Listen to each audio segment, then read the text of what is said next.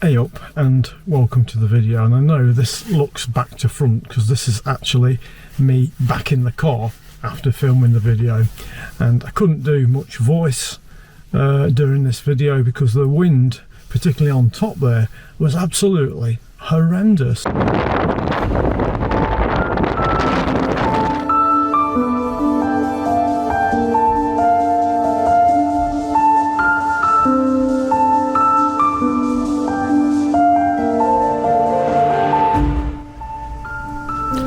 Well, these were the worst conditions that I've ever filmed and photographed in, and I probably won't repeat them if I'm totally honest. No, it was freezing, absolutely freezing. Let me just explain where I was. So I parked down here on the A57 Snake Road just before you get to Ashopton Bridge. I then crossed over the road and walked up the path and up the path through Dingbank Wood, and the intention was to photograph that on the way down, up again, and then quite another big up to this viewpoint. Then I walked back on myself to get to the final viewpoint where I took all the footage and all the photographs you're going to see in the video.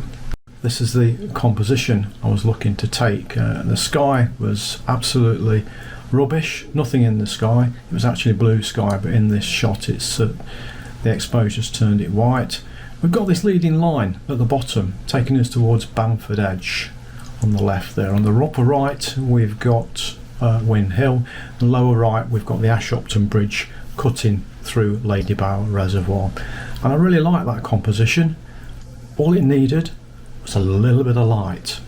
Now I've come out today in a heated jacket underneath and hand warmers, and with all that I was still freezing. Unbelievable.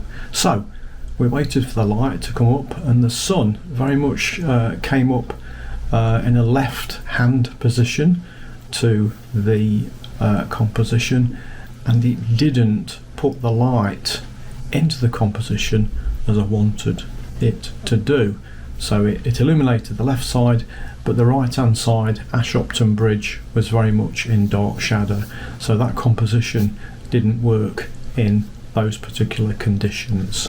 What I did then was, undeterred, I looked at the landscape behind me, and the sun was starting to bathe that landscape in some really nice warm orangey light, and the higher the sun got up, the more it illuminated that landscape. So the green fields here that you can see, they eventually lit up, and what I started to do, I started to get some granular detailed compositions using the 100 to 400mm lens.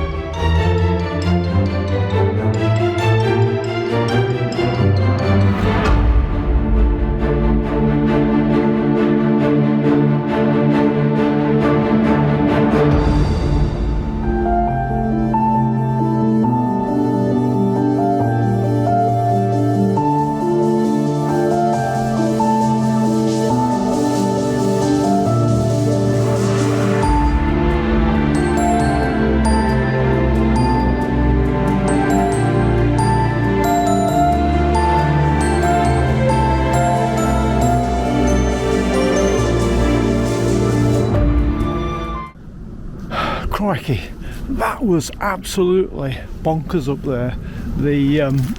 The wind, the temperature, I can't believe I've come down here now, the wind's dropped, and God, it feels about 5 degrees down here. It's not, but it feels like it. Now I've just come down through this woodland, and I've got to say I'm not particularly inspired by it. I could get a shot, but what I'm going to do is go down and see if I can get a shot of Ashopton Bridge, because the light is just going creeping underneath it, underneath the arches. So I'm going to try and get that to make that the last shot of the video. But this woodland is worth shooting, but God, I think I'm knackered walking up there, and then the wind on top. Thank God I've got some really nice shots. Right, let's get down to this bridge.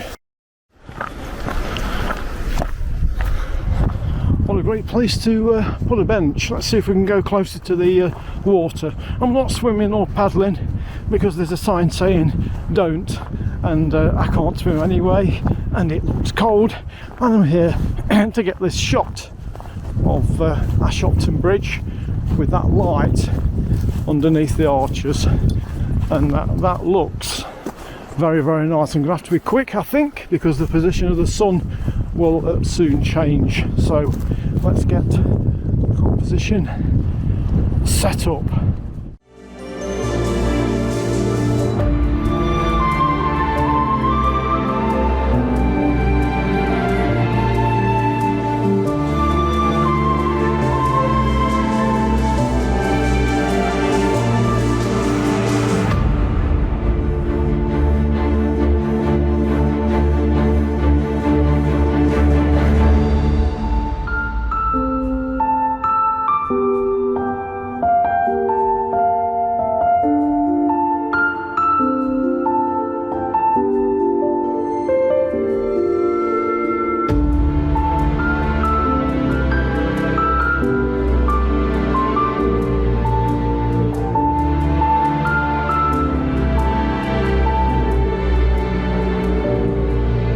Tell you about my New Year's resolutions.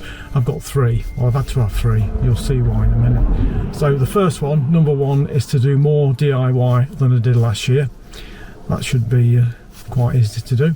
The other one is around my photography, and I reflected on my photography last year, and when I looked at it, I did a lot of rushing around, marching around from place to place, location to location, trying to get as many compositions as possible.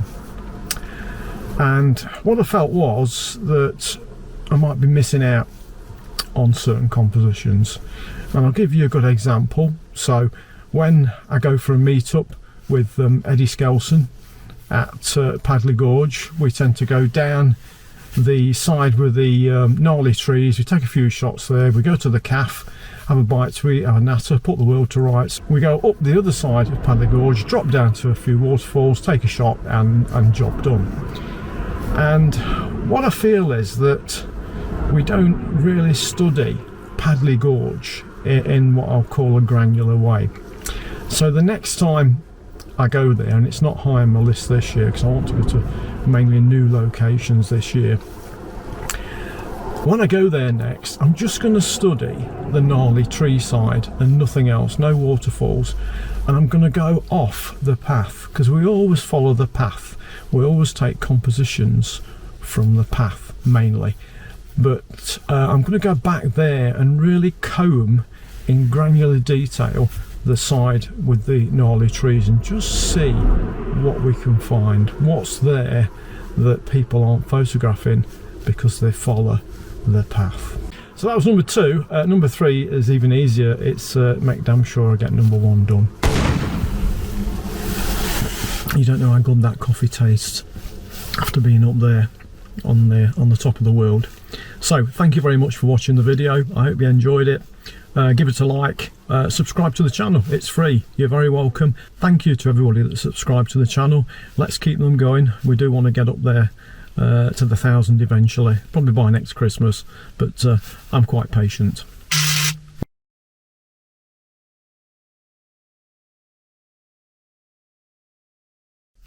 I'll see you later on the next one.